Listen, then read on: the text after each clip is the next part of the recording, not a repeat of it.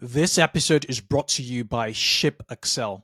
Cut your shipping cost, gain insights with detailed analytics, and automate your shipping process seamlessly with 𝐓𝐾𝐒. We increased their customer growth in Q4 off-season by 540%. So we 5x their customer acquisition by putting them in front of customers who are interested but not currently in the market. So we are very motivated to find the right things for the consumer and match each consumer with something they're going to like. We are as motivated as the brand, in rare cases even more so than them, in making this work for the brand. And they went from acquiring 1,200 customers per quarter to 5,600 consumers per quarter, maintaining consistent ROAS. And this is just a middle-of-the-road brand.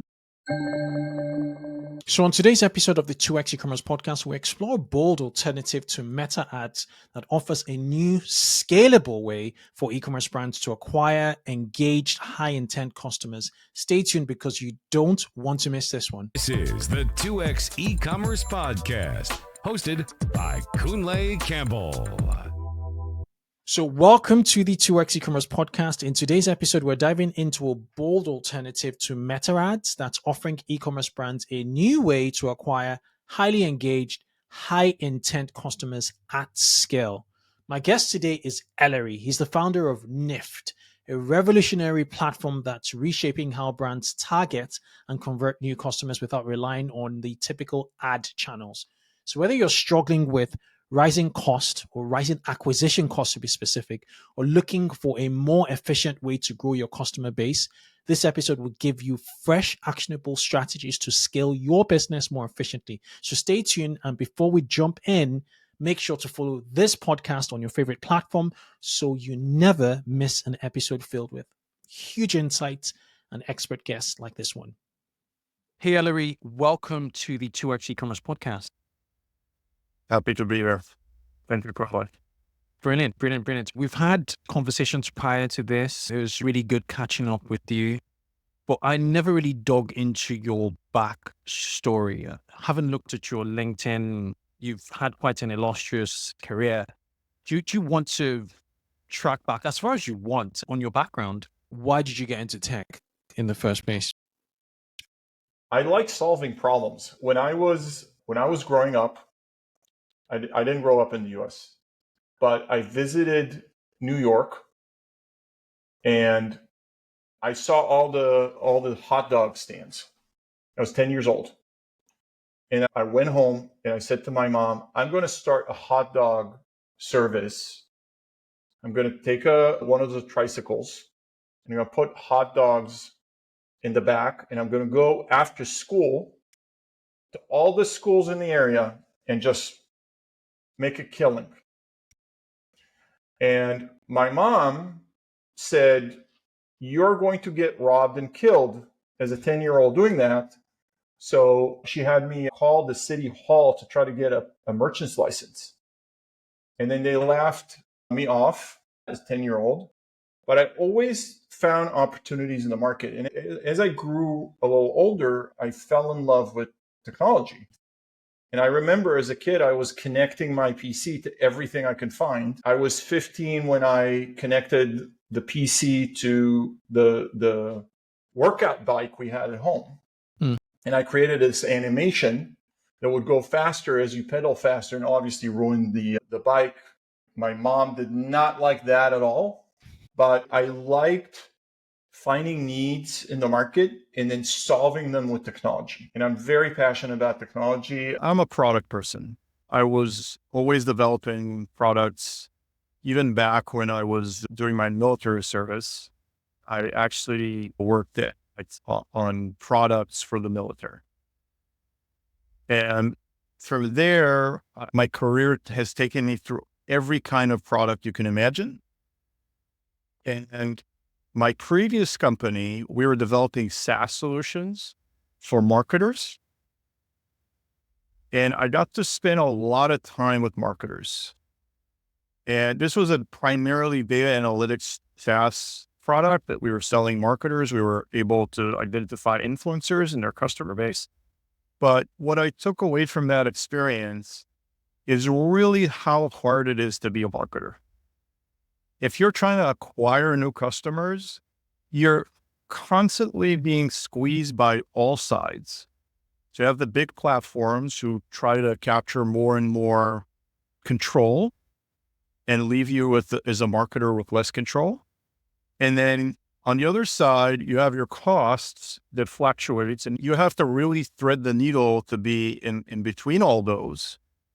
And basically, I came up with a product that puts marketing and advertising on its head. Currently, if you think about it, what Meta and other platforms like it are prioritizing is content delivery. And then they turn the interest into content into interest in the product.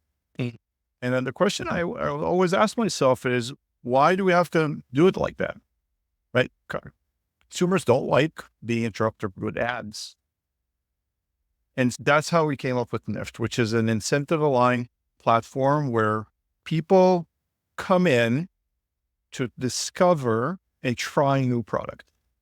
I think I've been running companies in the last 20 years, and I can say this is the one I'm most excited about. Okay, so there's a lot to unpack there. Yep.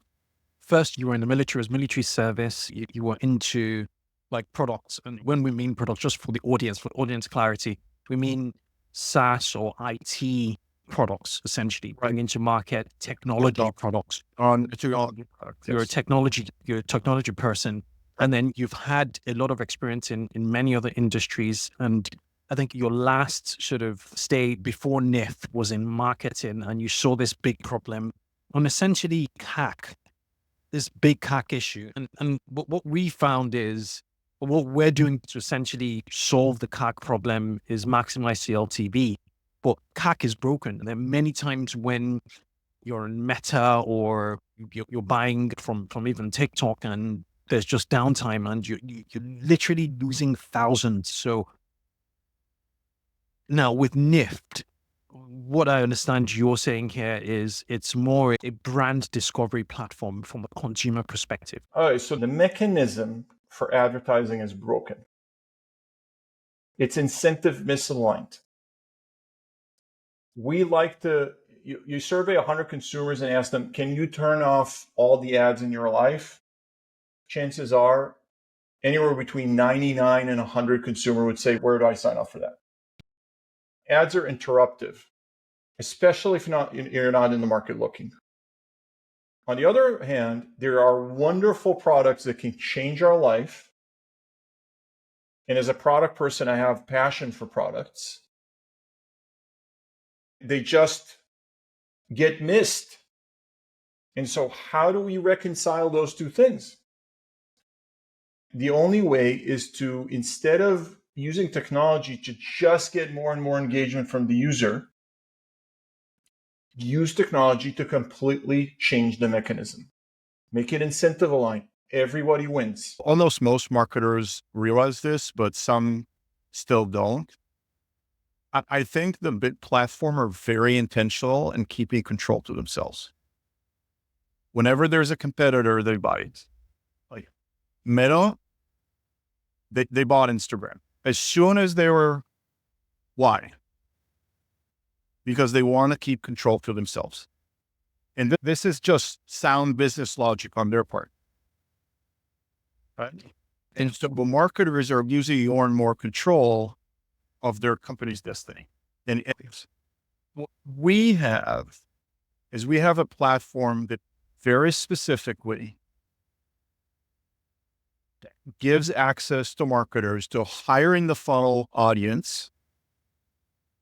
And you're able to get in front of people who would be interested in your product, but not currently in the market.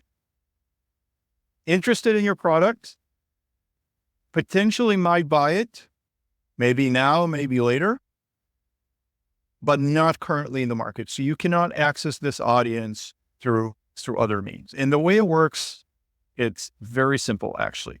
So we have an ecosystem of premium couture apps that we partner with that would give you as a consumer a Nift gift as a thank you for taking an action like upgrading your account or completing your first purchase. If you leave a review on TripAdvisor, first time you leave a review, you'd get a Nift card, Nift gift. Thank you for leaving our review. You upgrade your paid account on Tinder, you'd get a Nift card as a thank you. And we ask the consumer a couple of questions and we match them with 2 brands they've never tried before to try for the first time. So think about the consumer's attention. They have now gotten a $30 gift to try a new brand they've never tried before. They're going to evaluate both options. They'll consider carefully and make a choice. So you get 100% of the consumer's attention. You're going to engage with your brand deeply, and then they're going to make a choice about which brand they're interested to try it the first time, and then they're going to try it. So we will get a customer who has an interest, isn't in the market, has an interest to try out a product for the first time 20 minutes from getting introduced to the brand. And so that's what we do. And we've been flying under the radar for quite a long time.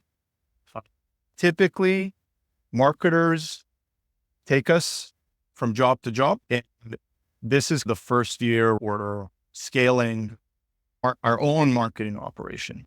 Remember our chat in May earlier this season, episode 33 with Sam Piliero about scaling from $1 to $10 million with Google Ads? If you're already using reviews but feel like you're not getting enough, there's a faster way. With Reviews.io's Review Booster, you can collect reviews not only from new customers but also from past customers, so you're not waiting around for fresh orders to start building trust. So all you need to do is upload a list of customer details and Reviews.io will handle the rest, automatically sending out review requests with customized email invitations. This means that you can get more reviews on your site quickly, helping boost your credibility. One of my personal favorite ways to extend the reach of our reviews is through their review management feature. It allows us to distribute reviews to third-party platforms like Trustpilot or Facebook. You can either send 100% of your reviews there or let Reviews.io automatically spread them based on where you need the most visibility. It's a smart way to amplify your brand's presence across multiple channels and build trust with potential customers. And if you're stuck in a long-term contract with another provider like Yotpo or Kendo, Lux, or Stamped, Reviews.io makes switching easy for listeners of the 2x e-commerce podcast with their contract buyout program. There's no need to overpay for a service that isn't delivering the results you expect. Reviews.io will buy out your current contract and offer flexible, no commitment monthly plans so you can switch today without the hassle of being locked in. So ready to make your reviews work harder for your business? Get 10% off your first year with Reviews.io by mentioning 2x e-commerce when you sign up. New customers only, terms and conditions apply. So how long have you been working on Nift for? So I think that the first iteration of the business was focused on smaller local businesses. In 2020, luckily, we're well positioned to take advantage of the e-commerce boom that was brought on by COVID, and we scaled e-commerce and B2C quite a lot. The D2C part of Nift has been around for about 4 years. 4 years. Okay. Yeah. There's a lot to unpack. I'm going to start out from the discovery bit because listeners to this podcast are probably spending, conservatively speaking, 70% of their their budget, of their marketing budget on Meta. And I'm talking from a first-time customer acquisition standpoint rather than looking for bottom of funnel. So if you're looking at that, you're looking at a potential new channel like Nift. I want to understand distribution. Let's start out with distribution because what you talked about, the example you gave was more around Tinder, right? So I signed up for Tinder. I don't think I need Tinder, by the way. I'm a married man. But hypothetically speaking, I sign up for Tinder, update my profile, and the reward I get is a Nift gift card. Is Tinder a platform? Is it a partner? How do you sort out distribution? If I come in as a wellness brand, say we're selling mushroom coffee, how does Nift know what platforms to essentially give gifts a potential try before you buy or potential experience with for my customer base for mushroom coffee lovers, for instance?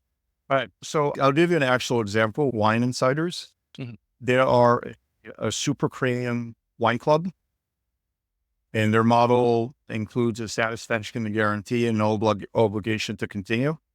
So they're really a nice wine club. Within 3 months of launching on Nift, we accounted for 25% of their customer acquisition. And how big is this wine club? We can deliver, I'm thinking about what's public. We have for a lot, if not most of our brands, including 11-figure revenue brands, we are in some cases second, in a lot of cases third acquisition channel. And we take 10, 20, 30% from Meta. So that's 70% that you said. It starts to split more evenly between Meta and Nift. And I'll give you another example and the matching is really around not which partner fits your brand, but which consumer fits your brand. So we will find for that wine club, super premium, we will find the right Tinder consumers. We will find the right iHeartMedia consumers. We will find the right TripAdvisor consumers to match with what would interest them in mushroom coffee. We would find the right consumer that would be interested in a wine club. We would find the right consumers that would be interested in, we have a brand called Blenders. They're a gym-focused sunglass. Yeah, I know Blenders, yeah. Just to show you how powerful the platform is, there's really not a lot of people that are in the market for sunglasses in Q4. Q4 is the middle of winter. If you're in the Northern Hemisphere, you're not actively searching for sunglasses. You are, but not at the rates you are in summer. We increased their customer growth in Q4 off-season by 540%. So we 5x their customer acquisition by putting them in front of customers who are interested, but not currently in the market. And they went from acquiring 1,200 customers per quarter to 5,600 consumers per quarter, maintaining consistent ROAS. And this is just a middle of the road brand. There's brands we provide tens of thousands, if not more, new first-time customers a quarter. And so the scale of Nift, we're a scale channel. We have 50 million consumers. And so as you're thinking about evaluating a new potential channel, this is a scaled, consistent channel that doesn't. So when Blenders went from 1,200 to 5,600 customers per quarter, ROAS didn't change. Same ROAS. The consistency in unit economic ROAS CPAs is there as you scale, which is based on brands are telling us is a big problem with other channels. What's the customer journey like with Nift? With Meta, it fluctuates sometimes. You could have Meta start out a journey and then Google sort of wrap it up. It's a great question. You start off by completing an action like leaving a review. Then you get your Nift card and you might choose to use it. When you choose to use it, we ask you for your name and email. So the interaction is with Nift, and this is going to become important later. Then what we ask you is we ask you one question about your lifestyle. What do you like to do on the weekends? Then we ask you which categories are you interested in? And those two together allow us to match you with 2 gift options. And then as you pick your gift, we ask you, are you okay to be contacted about your gift by the brand? And so we actually pass on first-party data to the advertiser. And so that is the customer journey. What is the opt-in rate at that point in time when you ask that question as to whether you want to share their data with the brand? Right. So this is proves the point. It's 90%. 90% of consumers opt in to be contacted by the brand. 90%. And the reason is, this is not an ad. Somebody took an action. They got $30. They needed to decide where to spend it. It triggered a search. They searched. They found the brand they're interested in, and they want to receive their value. And so they are agreeing to be contacted by the brand to basically receive information about their product and their gift. So you get customer data. So even if they don't convert per se, you still get customer data, which you can nurture over time to convert. Okay. Now, I want to highlight how customer data is important. We ran a third-party research study, and we interviewed 100, or the third party actually interviewed 150 D2C retail executives across the U.S. And very interesting findings.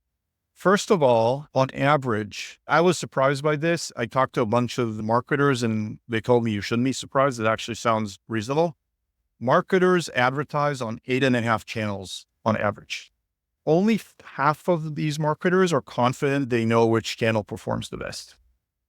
Exactly the point you're describing, the customer journey that starts on Meta and ends on Google, they can't tell what performs. The second, we talked about first-party data. 90% or 89% of marketers want to escape the walled gardens of Amazon and Meta and preventing them from accessing first-party data. And so they are very intent on getting control back to try to market to these people, these consumers, and they're faced with walled gardens. So those, we just talked about data, and it came to mind. I don't think we're about to publish this. This is, I think, the first time we're talking about this study results, but it's going to be available. There's a bunch of interesting information there. That sounds surprising. Yeah, I'll link to the report if this episode comes out after it's been published. Right. Sure. Okay, so going back to, so I get the distribution. So how many distribution channels do you have? You talked about Trustpilot, Tinder, Ticketmaster, apps. Yes, these are apps or services. If you renew, some of them are point of sale system like MindBody. When you renew your gym membership, get a Nift card. It's people who consumers trust now and are engaged with now. So you're basically, as an advertiser, getting access to that consumer base. Yeah, which it doesn't exist anywhere else. It reminds me of when there's some with some D2C, some top tier D2C businesses that essentially have their postcards and flyers, flyer marketing within their package to cross promote. It reminds me of that. But is the gift card entirely an e-gift card, or is there any physical component to it where the card carrying Nift card holders? It could be physical. Some brands hand out Nift card in their box post-delivery, and that's a physical card. That's a little bit more complicated. Most of the cards are electronic. And I think it's important to understand how the money works. So the way brands think about this, instead of spending, I don't know, $20, $30, $40, $50 on Meta to acquire a customer for the first time, with Nift, they give some of that value to the consumer to get them to try their product out for the first time. And they also pay us with CPC. So this is all funded by the D2C advertiser. But when you look at it, the costs are typically lower than other channels, and they're consistent, and you can just basically diversify your acquisition. Okay, so you have a really activated customer here, or potential sort of long-term customer. You're giving them a discount. say my mushroom coffee is £40 typically, Right. What sorts of discounts would you suggest I give the consumer, the Nift customer? Our point of view is start off with testing. Where the platform allows to A/B test it. Everything. In this particular case, I would target at least £20. If your brand is an up and comer and you're trying to get your name out there, I try £20 and £30. And obviously I would target the CPA and to match how much of a gift or discount you're giving. The higher the gift, the lower the CPA you can expect. And what we tell brands typically is if you want to increase the CPA target by £10 or give £10 to the consumer, give the £10 to the consumer. The unit economics are going to work in your favor. Your conversion rate is going to increase in a way that it's going to be more economical for you to give it to the consumer than to increase the CPA. It's also going to work in our favor because the cost per click that we earn is probably going to be the same. And so we rather you give the value to the consumer to get them to try you for the first time. And if you think about mushroom coffee, the user experience is very indicative of interest in mushroom coffee. The consumer got 6 categories to choose from. They picked mushroom coffee over other things. And then they picked your gift over another competing, maybe sunglasses that they're interested in. So their level of intent is very high. And we've seen conversion rates as high as 40%, that's not the standard, on the site. So 1 in every, call it 3 customers or land on your landing page would convert. That's depends on the gift and depends on the level of interest and the matching. That's not the norm, but we routinely see more than 10% conversion rates. Okay. So there's a self-selection component to it where they indicate their interest. So do they indicate their interest from a broad category point of view, or are you very specific that are you interested in tickets, mushroom coffee, premium wine, vintage wine, or how specific? That's a great question. They have to pick mushroom coffee as a category. Okay. Just don't know which brand they're going to get, but they're interested in mushroom coffee. Okay. So think about the level of intent here.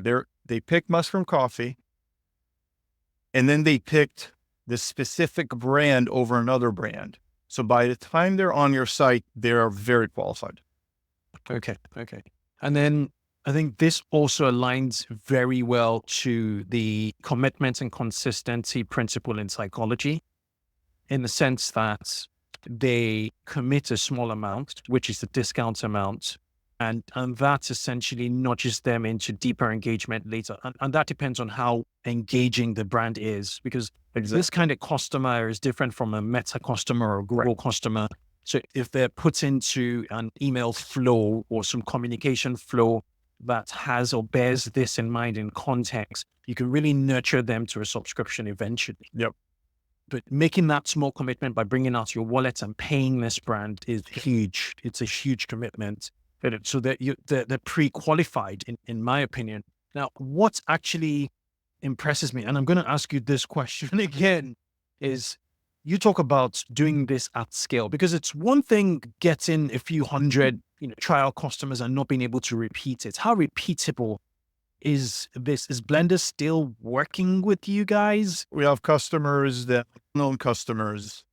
There's a meal subscription kit that has been with us for 3 years, 4 years now. And we have no contract. So everybody can turn it off anytime they want to at any hour of the day. Interesting. Yeah. Interesting. And it's been consistent and there's no seasonality. And there's minor seasonality, I should say, swings of 5-10% in each direction. And they've been with us for years. And they're not the only one. So that distribution, so with the mushroom coffee example, how would you, and you don't have to answer this if it's proprietary information, how would you decide what partners to deliver the offer? Because this Nift to me is an offer delivery platform at scale. Basically, I have an offer. It's 50% off first purchase, almost a try before you buy. Yep. They're still paying. So how would you decide, okay, these are the platforms that are going to get us a lot of mushroom coffee customers, or is that proprietary information? This is not where I would start, but I can tell you what is the prescription for success end game. The prescription is you have a mushroom coffee brand. The consumer is not going to just buy it once. If your 40 pounds mushroom coffee will last you a month, come up with a sample product that will last you a week and give it for free. Only the people that have expressed interest in mushroom coffee and your brand specifically. This is a very highly qualified audience. And then what you could expect is north of 25% conversion rate, sometimes even higher, or even not for free, ask them for shipping. So they pay something at least. And your CPAs are going to be very low. So we took care of the bottom of the funnel. We have a very unique audience of people who are not in the market for mushroom coffee, but have enough interest to pick it as a category. We want to convert every single one of them. Then what we do is Nift will match you with the right consumers that fit mushroom coffee. And then not just that, but you could actually, this is something we're rolling out now, bid the lifetime value. So you can actually change your bid, not just based on CPAs, but also lifetime value. We're rolling this out in the next couple of months. And then it's up to us to find the right match. We do that because we know the consumer. We ask them questions. Wherever it's available and appropriate, we will get third-party data on them.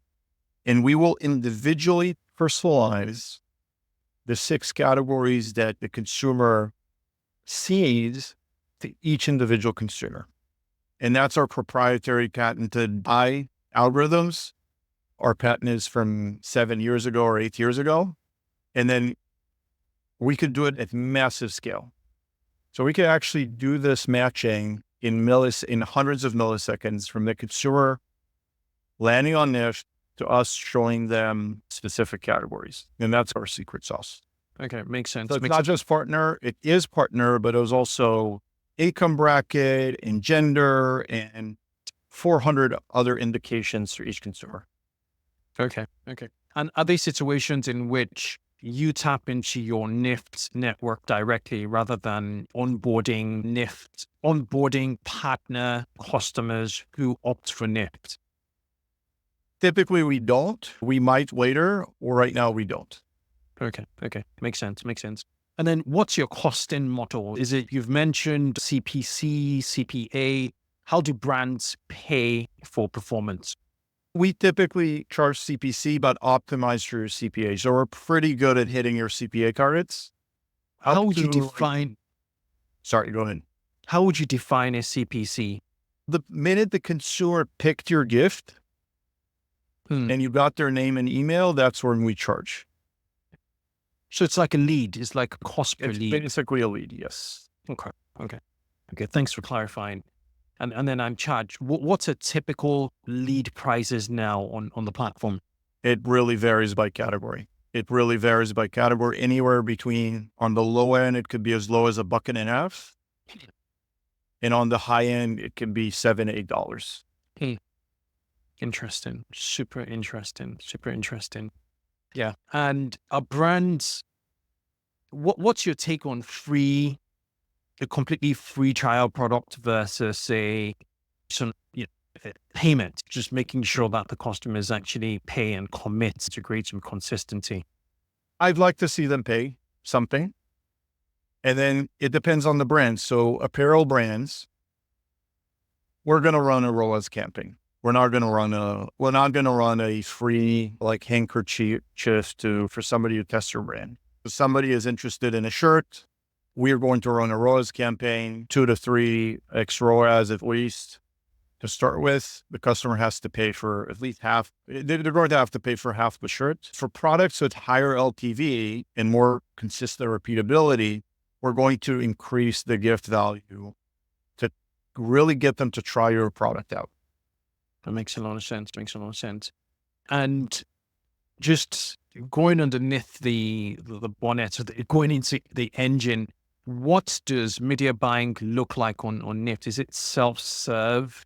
Would you need to train your media buyers? Is there bidding? Are they bidding wars? What does it look like to manage a Nift account? It is a managed service. This is a great thing. You're not going to have to spend a ton on creative. It's a managed service. Some marketers called us the lowest effort channel they have out of their entire mix. The gift that you put on doesn't change. It can stay the same for 2 years.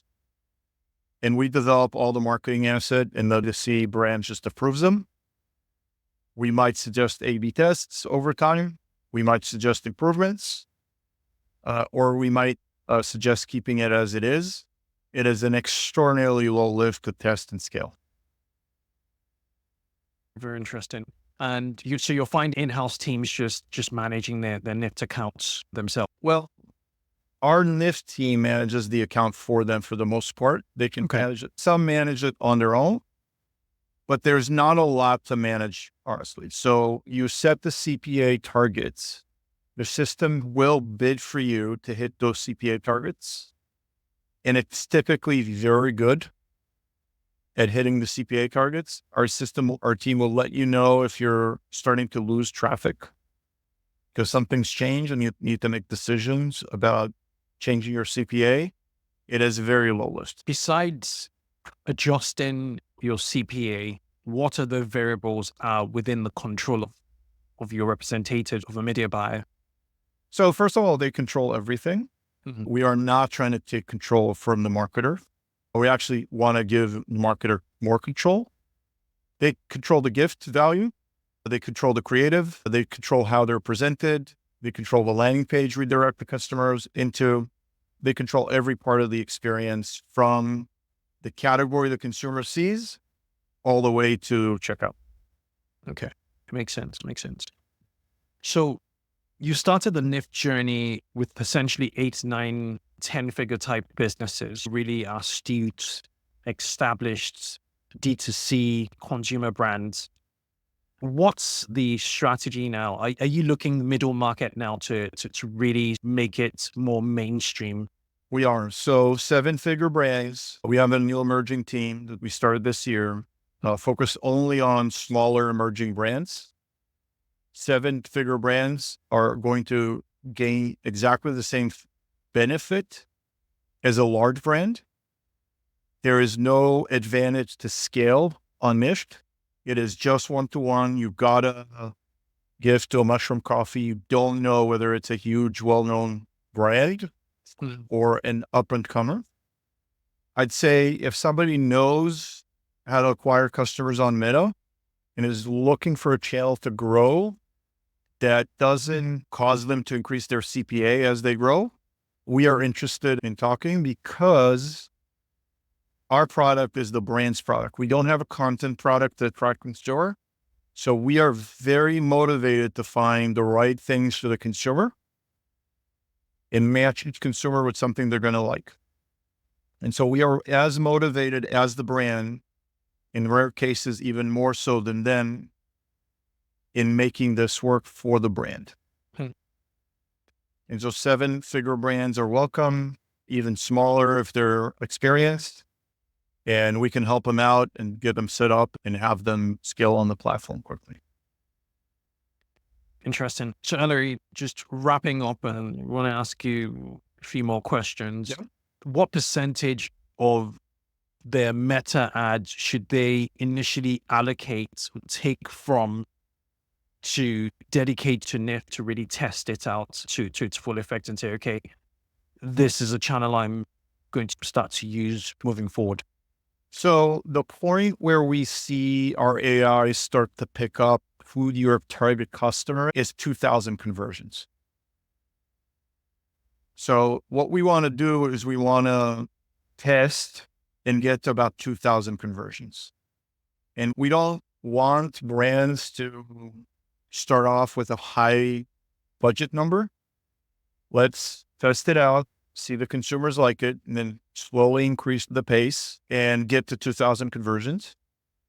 In certain situations where we think there's an acceleration opportunity, we will guarantee the CPA or the ROAS to up to 2,000 conversions just to really make it go fast and get there in a couple of weeks.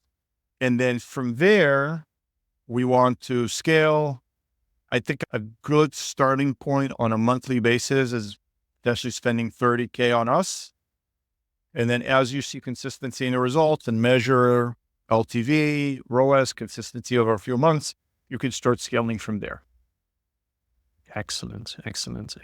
I do not think I have any more questions, Ellery. I would say, this is speaking to the audience, is we're in a time when we really need to test our options out. We can't rely on just a few platforms.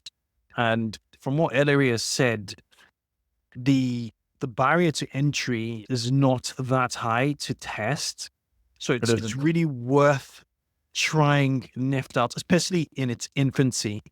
I remember in the early days of Meta, when you were getting CPCs or CP of less than $1, that's long gone now. Mm-hmm. And I think Nift is in that early stage. Obviously, all your big partners have realizing the returns or have realized the returns. And it's time for the middle market to actually come and interject. So for people who want to find out more about Nift, do you have any special offers to the 2X e-commerce audience, Ellery? Yeah, so we'll give you $1,000 worth of acquisition. Okay. To start with. That's generous. Good. Yep. And what should they do to retrieve the $1,000? So they should just set up a meeting with one of our emerging brand consultants to help them set up quickly on the brand. Mm-hmm. They'll also be very upfront, and if it doesn't fit, they'll tell them. We have a pretty wide variety of categories that work well on Nift: apparel, beauty and personal care, home goods and decor, digital services of every kind, streaming, subscription. Consumer apps work well, education, fitness, and finance, subscription for services, or even if it's not a subscription, but a high repeat purchase like mushroom coffee could work. Pet and food supplies, health and wellness, and food and beverage all work well on Nift. Anything that the consumer would be interested in, but not in the market for, and can make a snap decision to get, would work well. Stuff that doesn't work well is like appliances, where you have to know, and you're in the market. You're not buying a washing machine on a whim. You're in the market to buy a washing machine. Those tend to not work well on Nift right now, but everything else does. If they go to gonift.com, they're going to find their way to book a meeting. Ellery, it's been a pleasure having you on the show. As Ellery has said, it is gonift.com. And yeah, it's brilliant to have you on the show and finding out about a channel that listeners can actually test, because the ethos of this podcast is giving listeners a hypothesis, an idea they can test right away and see if it would impact growth. So just thank you for coming on, and we'll keep watching, the growth of it from the sidelines. Thank you for having me. I'm a fan of what you're doing. So I'm looking forward to seeing your brands also grow faster in the US, potentially with Nift. Amazing. Thank you very much. Bye. So thank you for tuning in to this episode of the 2X e-commerce podcast. I hope you enjoyed my conversation with Ellery from Nift, where we explored an exciting new approach to customer acquisition, one that bypasses traditional ad platforms like Meta and delivers more engaged, high-intent customers. If you're looking to lower your cost and improve retention while scaling effectively, Nift could be the game-changing solution for your brand. If this episode brought value to you, please subscribe to the 2X e-commerce podcast on your preferred platform. Your support helps us bring more insightful conversations and high-impact guests straight to you. Don't forget to leave a review and share this episode with other e-commerce operators looking to grow. Until next time, keep pushing the boundaries on scaling your e-commerce business. Thank you for listening.